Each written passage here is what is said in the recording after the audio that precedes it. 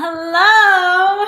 So welcome to Super Sister Fitness. I am Dr. Jenna Scare, better known as Doc Jen Fit, and I am a doctor of physical therapy who's really going to move you through a mobility flow on this Saturday. It is the weekend. I'm sure there's been a lot of stress, a lot of things happening. Mobility is your foundation to really open up the body, allow you to feel less pain, less restriction, and I'm going to give you my key takeaways, like where are the areas of the body that we should really be focusing on for mobility, and I'll be educating you along the way. So hi, welcome. Please, if you like this video and you're excited to join along with me, don't forget to like and subscribe to their YouTube channel, because I know that Super Sister Fitness has a lot of great things. So comment below, let me know how you're doing, where you're from, and what you like about this video, and we're gonna get started by moving through.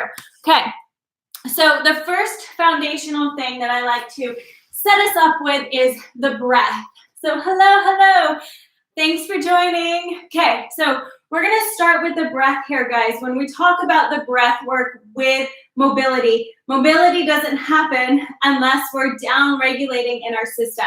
And we can actually help to reduce anxiety, get rid of panic attacks, and shift our stressors and our system within our body if we listen to our breath. So when we become more in tune to what our diaphragm is doing, how we're breathing, then we are able to really open up what's happening within the body. So join in. So with here, I want you to place your hands around your low rib cage. So typically when people are talking about diaphragmatic breathing, we're talking about here, right? Belly breathe, push into your belly, not your chest. I'm going to mix it up, okay? Because we don't want to just think about pushing in and out of the belly. That is not effective for actual true diaphragmatic breathing. So I want you to take these hands, place them around the low rib cage, okay? If it is too hard for you to get that internal rotation in the shoulders and place your hands on your rib cage, just go ahead and place your hands around your rib cage this way. What I want you to do is create a little squeeze and a little pressure, okay? Create some pressure into that rib cage. And then take a nice slow breath in through the nose and feel that rib cage expand. Now take an even longer breath out through pursed lips like this. And feel those hands come back together. So again, breathing in through the nose, opening and expanding. Get that little push and expansion from those hands. And then allow those hands to come together as you breathe out nice and slow. So I want us to try at about a 4-second inhale. Hold it at the top for about 2 seconds, and then a 6-second exhale, and then hold it at the bottom for about 2 seconds. Okay, so let's keep going. Breathing in, hold, breathing out.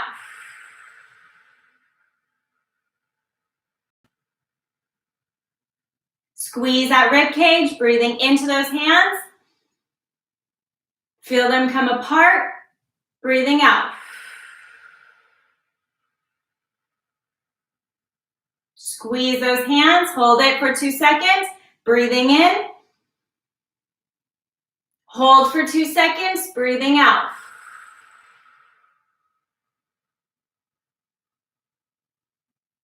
Nice and slow.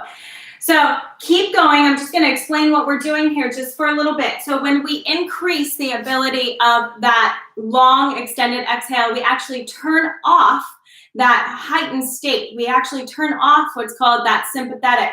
So that fight, flight, freeze that we're usually in when we're in stress, anxiety, uncertainty, when we're able to extend those exhales, we turn off that high intensity state.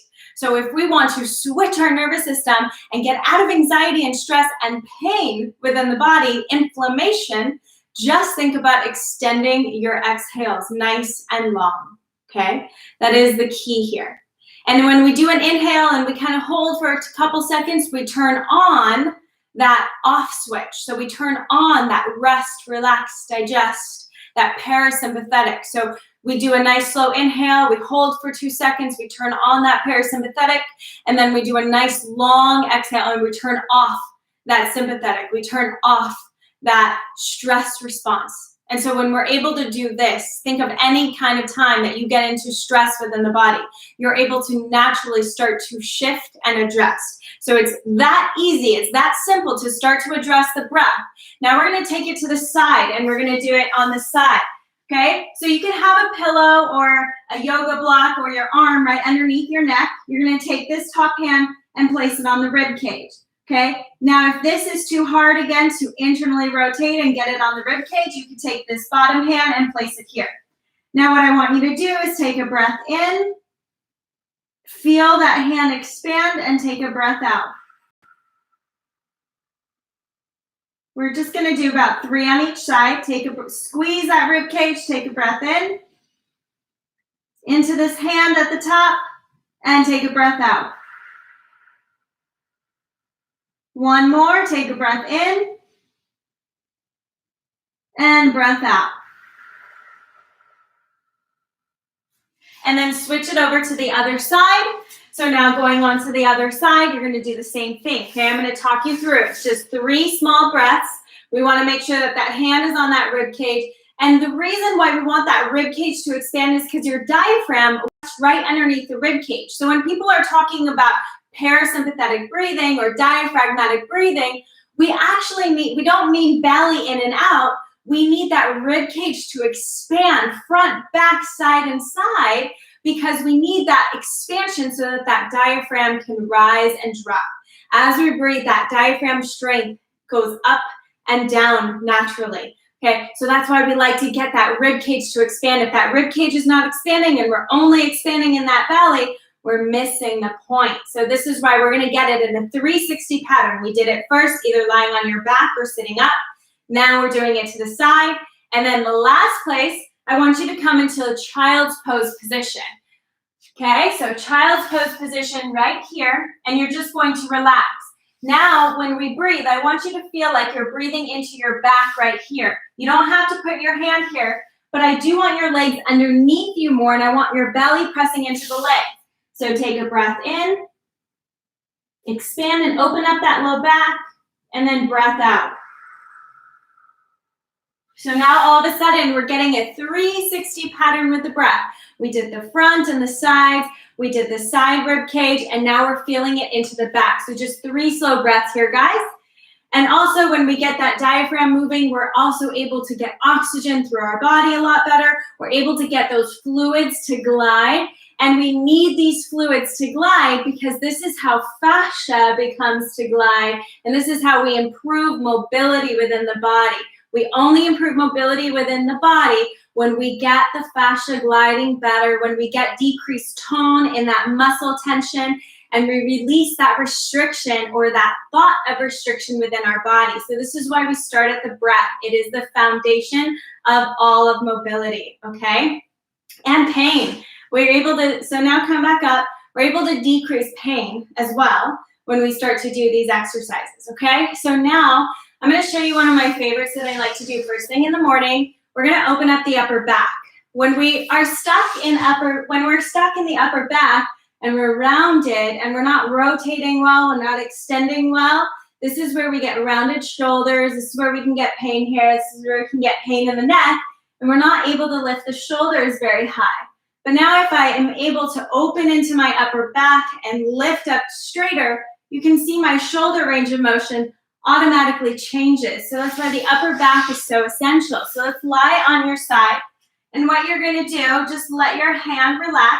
You can place a pillow on your head if you need to. I don't use one, okay? And I'm gonna reach forward. So I'm gonna breathe in as I reach forward, and then I'm gonna breathe out as I bring my arm back and I open and extend.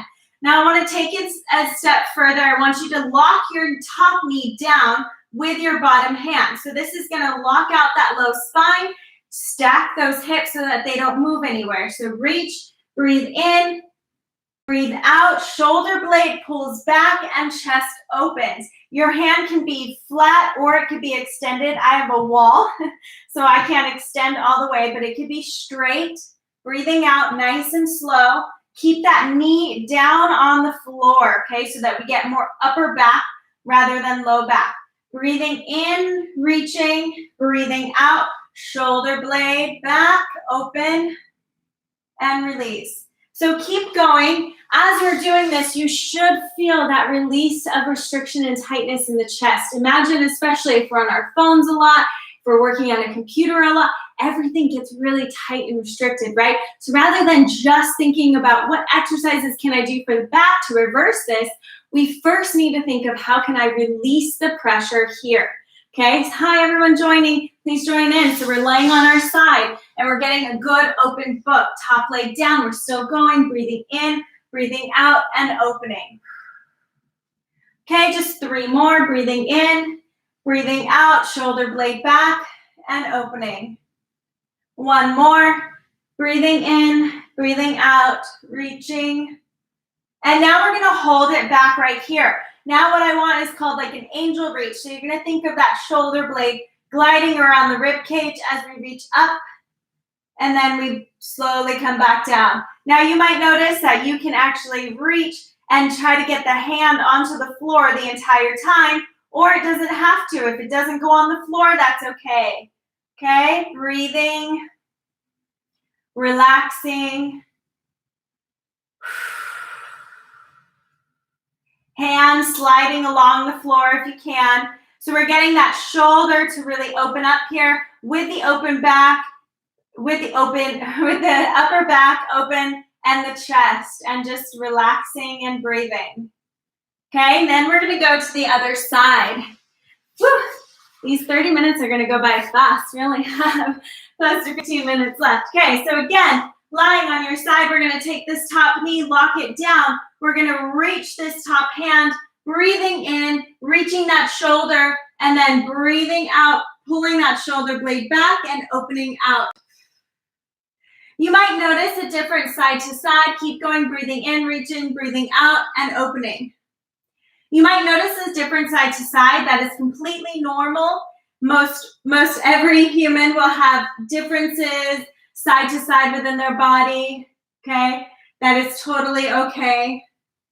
But here's the other thing. When we open up the upper back, we can take tension off of the low back. So imagine if you have some tension or some spasms, some things happening at the low back. When we open up this upper back area, we're actually able to release pressure from that low back as well. So this is a great one to do if you find yourself aching in the low back by the end of the day, your neck, your upper traps, your shoulders, anything like that. Upper back mobility is so crucial. Now, keep in mind, this is only one upper back mobility. There's tons of them that are available and that I teach. But this is a great way to at least start with, and I love starting my day with this. Okay, let's just do 2 more. So breathing, reaching in, breathing out, and opening. Now we're gonna hold it back, angel reaches. So bring your arm to 90 degrees, and then we're gonna reach it up, and then reach it back. Try to feel like that shoulder blade is just gliding along the rib cage as you reach and as you come back. Keeping that arm as close to the floor as you can, keeping that knee down onto the ground, opening from that upper chest, breathing nice slow exhales. Remember, continuing to turn off that on switch. So we want to turn off that sympathetic, that fight, flight, freeze response. We want to turn it off by doing a long exhale. So long exhales,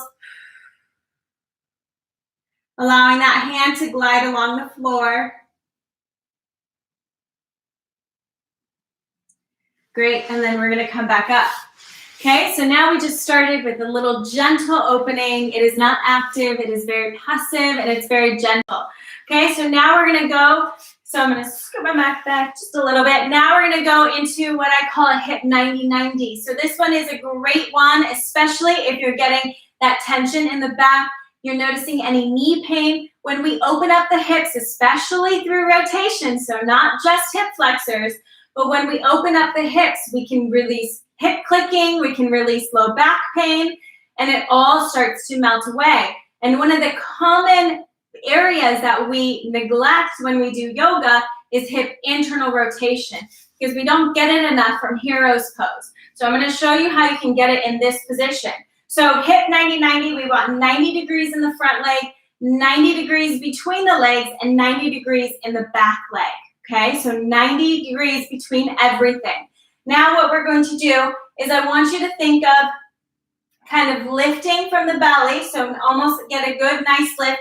And I want you to think of this knee pushing back through your hip. So I want you to keep your back straight as you think of driving this knee backwards out of your bum.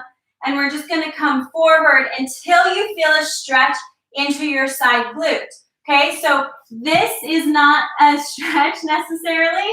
It's more of just like a relaxed position, but we're trying to get a stretch into the hip. So I want you to think flat back, so kind of lifting up toward the ceiling, and then knee driving back through that hip and just holding here.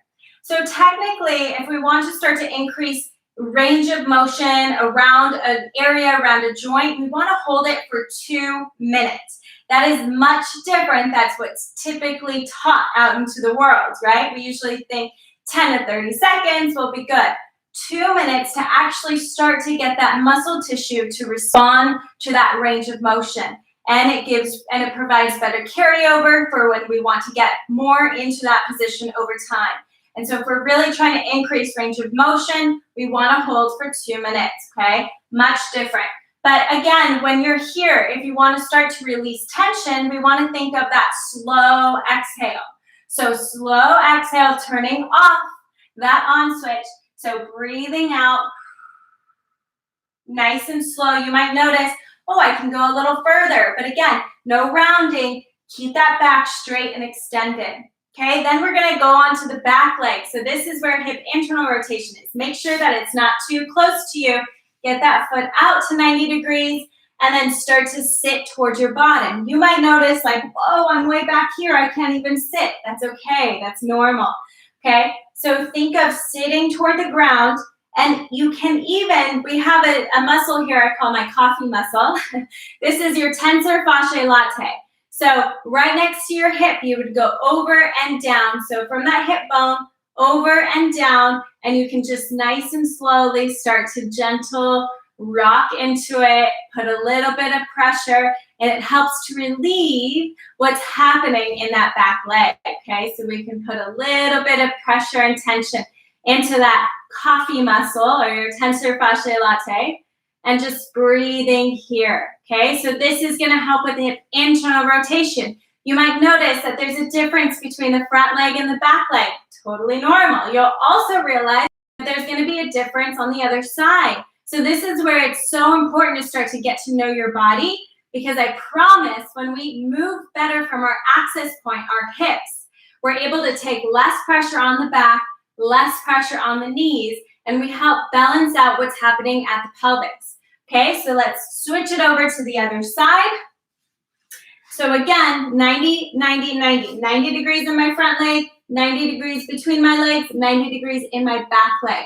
Okay, now what I want to do is I want to lift my chest up toward the ceiling, and I want this knee to drive back out my bum. So my knee is pushing, thinking of pushing back as I lift and lean with a flat back. So I don't want to round at all. Keep it nice and extended. Knee drives out my bottom, and I breathe. Long, slow exhales. Now notice, if you're like flat back all the way down, you probably don't need this stretch as much. And this is where people who do yoga a lot, they're very open in pigeon pose, right? So hip external rotation, no problem. I even see this a lot with a lot of CrossFitters who do a lot of pigeon pose, but they neglect the other one, which is the hip internal rotation. We need both. If you want to get a deep squat, we actually need hip internal rotation as well. So they're both important. So again, we would normally hold this for about 2 minutes, focusing on a really slow, long exhale, breathing, releasing, relaxing. And then we'd come back to the other side, okay? Now you'll notice for a lot of what I do, a lot of what I teach, I'm talking a lot because I want to educate you so you understand why we're doing it. Not just how to do it, but why, because it's important to understand. And this way, when back pain starts to come along, neck pain, shoulder pain, now you have at least a couple tools that you can use at your disposal that you know that you can add into your everyday life and say, okay, what can I add in today that can help to alleviate some of this stress and tension and pain? Okay, so now coming to this other side, we could attack that little coffee muscle again, so that tensor, fasciae, latae. I'm going to find the hip bone, and then I'm going to move side and down just a little bit, and I'm going to massage just ever so gently into that muscle. Nice and slow, breathing, relaxing, and trying to sit toward the ground, okay? If you're feeling rotation at the knee, it means that you're even more restricted at the hip. So take that foot in just a tiny bit. We don't want to really pull it in all the way because then I only get rotation at my knee and I lack rotation at my hip. So this is why I'm not always the hugest fan of hero's pose because I think it puts a lot of rotation more so at the knee rather than the hip. So especially if you want to run, if you want to jump, if you want to turn really quickly, it could put a lot of stress on those ligaments and make them a little bit weaker, okay? So this is why it's important to also strength train and to get into other areas and other positions. So that's why we're doing this one, okay? So breathing here. Now we're gonna activate it just a little bit. So now I wanna think, press this knee down into the floor and with a flat back, drive forward with no hands. So no hands, and then coming up. Now from here, I wanna try to lift my back foot. So my knee stays down, I come up as much as I can and lift that back foot. Place it down. Now push this knee into the ground as I lift this knee. So lifting and think of opening and tearing those knees apart away from each other, okay? Away, away, away. Now press this knee down into the ground and then this one slowly follows. So again, flat back. I'm gonna take my flat back and I'm gonna lean forward. And then I'm gonna push this knee into the ground, lift this back knee, open, open, open as much as I can to the middle. If you need to use your hands, you can, okay? Push this knee down toward the ground. And then again, flat back, lean, lift. Oh, we forgot the lift of the back leg on the other side. We'll do that, don't worry. And then open, open, open, really open, open, open as much as you can. Bringing that knee down, flat back, reaching forward. And then take that back knee, that foot, lift it, lift it, lift it as much as possible. And then knee up and open, open, open. Let's do one more each side, okay? So flat back, lean, lift, back leg up, knee down, and then open. Keep those legs apart as much as you can. Coming back, drive that hip forward, and then back knee, back foot up. Reach it, reach it, reach it. You might notice cramping, and then coming and releasing. So this is such a good one to, again, alleviate knee pain, help alleviate that back pain, help alleviate possibly even hip clicking, which could be still a stability issue in the core. But when we start here with the mobility, it really helps to just open up these areas we're not even aware of. Okay, last little one that we're gonna go into, because we only got about 5 minutes here, is a toe stretch. So I'm gonna come onto my toes here, and I wanna sit back. Now, if your knees don't allow you to do this, that's where you can grab pillows and then come up here, okay? And we're gonna hang out on your toes. Now, most people hate this one. This is the worst one, right? Because we don't wanna sit on the toes or we're not used to sitting on the toes. But here's the thing, every single time I take a step, I have to be pushing off my big toe. If I don't, and I'm lacking this big toe extension here, I might be then falling into the middle and causing rotation in my foot. And when I cause rotation in my foot when I step, it's gonna play a role all the way up the chain of my body. So my big toe can be causing rotation at my knee. My big toe can be causing hip pain, back pain, upper back, neck. It can be coming all the way because I'm not getting good toe extension when I walk, okay, or when I run.